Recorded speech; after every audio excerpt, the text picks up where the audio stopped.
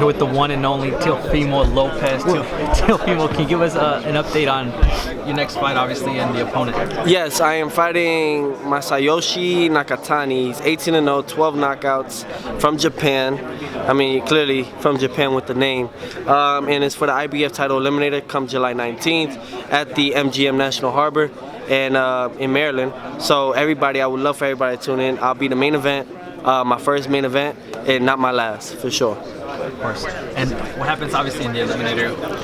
The winner? After the eliminator, winner fights, which is Teofimo, fights the winner out of Richard Comey and Ray Beltran.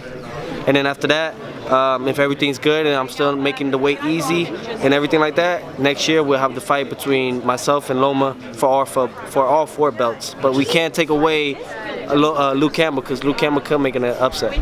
Which obviously setting up this fight for the next fight. Yes, absolutely. So after this fight, we're gonna go back to Madison Square Garden for the IBF title, for the world title. And then come 2020, have a fight coming back with me and Loma for all four belts.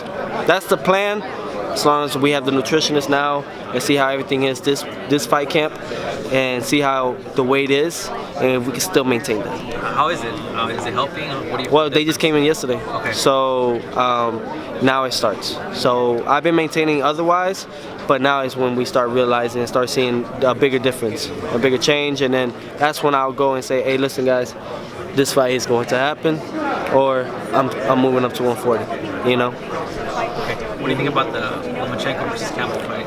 Lomachenko-Campbell fight, great fight. You know, I would have loved, they took my idea, honestly, of having the fight in the UK, you know, and but it is what it is. I would have loved for, obviously, me and Luke to fight for the title, but things happen. We still have another route. We took it, and I don't need to fight these many fights to get a shot when I can fight 2 fights to get the title, the world title, and then not wait for any other. We get all 4 belts.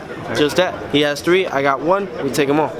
Sounds good. Just like that. So it's 3 fights instead of 4 fights or 5 fights at the 135 division. So we cut as much as we can, and we found loopholes. We found loopholes anywhere we can, and that's what we did. And obviously I'm rated in at least top 3 in all 4 body sanctions. So it wasn't hard for us to get the IBF title eliminator. Teofimo, you're a huge boxing fan, switching topics. What do you make of Andy Ruiz's performance over Amazing, amazing. Why? Because it shows anything is possible. It shows to everybody, to this day, no matter what it is, to this day, no matter what, anything can happen. Boxing, that's what the love of the sport is that your life could change. His life changed in a matter of 30 minutes. In a matter of 30 minutes, his whole life changed. Snickers, everything, and Andy Ruiz, his whole life changed. He worked hard for that fight, last minute replacement, and still came out victorious. And I honestly think that he calls the shots now, so whatever it is, he has to do it. Teofimo, you know boxing like nah, yeah, absolutely. You gotta know. You gotta know. The fact that there's always gonna be a fighter. That's the thing.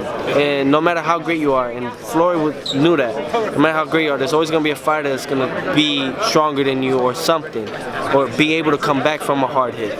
So you gotta know how to adapt to all those things. And I think Anthony Joshua, probably what things were being said, but you can't take that away from Andy Ruiz. But things were being said that he wasn't okay. You know, Anthony Joshua wasn't okay mentally or whatever it was that was going on. We don't know, you know, but only him and his team knows, and whatever they said.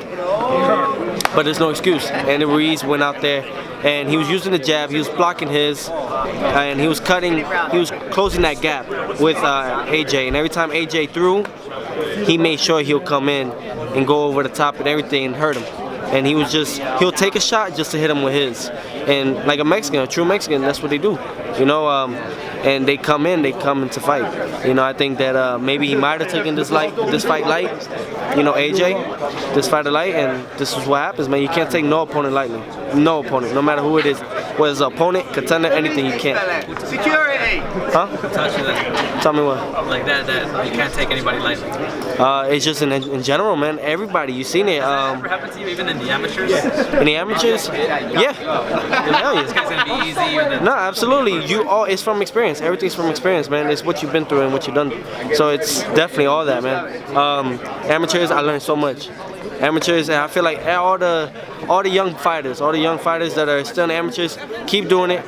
Try to make to the National Golden Gloves. I truly believe that was the toughest tournament, despite me going to the Olympics and everything. I feel like that was the toughest tournament I've ever been in. Why is that? Huh? Why is that? Because you're fighting the best of the best. You're fighting the best from each state, from each region, and these guys can fight.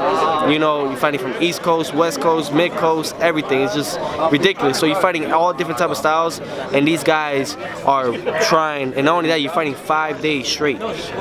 You know, in the Olympics, no time to recover. In the Olympics, you fight, you rest, fight, rest. So you have some time. You know, not here. No, not at the National Golden Gloves level. And I won in 2015.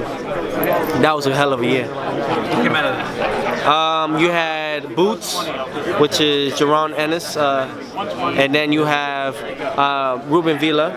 He came out of there. Antonio Vargas, Charles Conwell. So many guys, man. And that division, Damarni Rock. This guys that you probably don't know, but I haven't heard of that. Damarni Rock, yeah, he fights a lot in Philly though. He's a heavyweight. So many guys. There's more, but can't name them right now. Last thing, Teofimo. Can Anthony Joshua come back from this? Can Anthony Joshua? Absolutely. But every style makes fights. Styles make fights, like they say, man, for a reason. It's not just to throw it out there. No, it's honestly true. I think that he will come back stronger and everything. But let's see if he can handle that type of style, that type of fighter. You know, Andy Ruiz keeps coming. He got dropped, but he came back. If he ain't sleeping, you gotta worry. You know, so that's something that he needs to. I think this gives him an awakening and stuff like that. But they'll definitely fight again, obviously. Thank you, Teofimo. Appreciate your time.